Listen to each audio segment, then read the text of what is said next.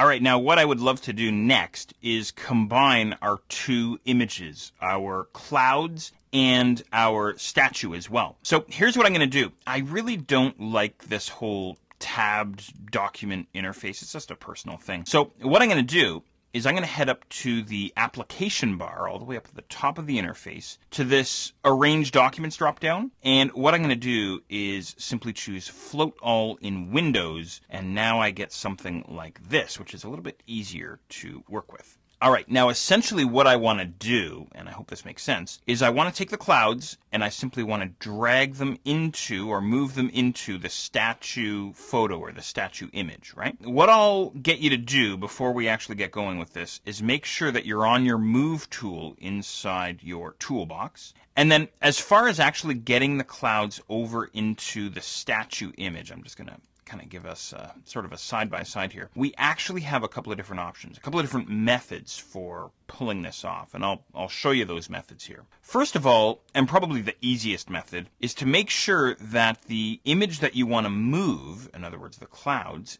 is the active window. In other words, you're clicked inside this window. It's the active window inside Photoshop. And all I'm going to do is click inside the clouds and drag over onto the statue, something like this.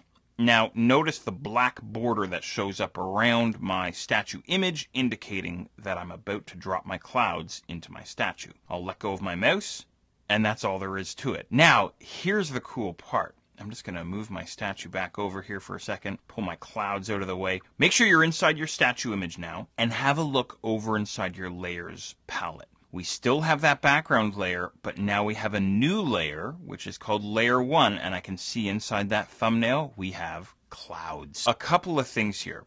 First of all, moving an image over into another image is a simple matter of clicking and dragging, right? The second thing is, as I move an image over into another file or another image window inside Photoshop, what happens is Photoshop automatically creates a new layer for me inside that image's layers panel. I hope that makes sense. So in other words, if I go back to the original clouds here in the background, have a look at the layers panel there, it's just a flattened image. It's just a background image, right? All right, I hope that makes sense. Now, I mentioned that there were a couple of different ways to move images between one another, right? And this was the easiest method, or the simplest method, simply clicking and dragging with the Move tool. Let me show you another method. What I'm going to do is I'm going to head back to my statue.jpg, and all I'm going to do is undo one step. So I could use my history panel, I suppose, or I should be able to head up to the Edit menu and simply choose Undo Drag Layer. All right, that brings me all the way back to where I started. Now, here's another method for combining images or moving photos into other images.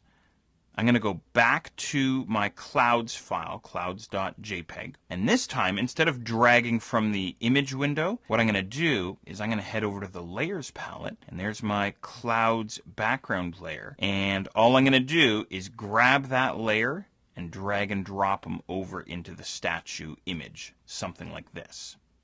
All right, now what you and I get is pretty much exactly what we got previously. It's just a different method. Of course, over inside the layers palette now, I see again layer 1 and that background statue layer. Okay, perfect. Now, next up, what I'll do here is I'll close out of clouds.jpg. We don't need him anymore. And I'm going to head back to my regular old statue here. Here we are. Now, there's a couple of things that I want to show you inside the layers palette in terms of rearranging your layers and converting that background layer into a regular layer, and we'll see how to do that next.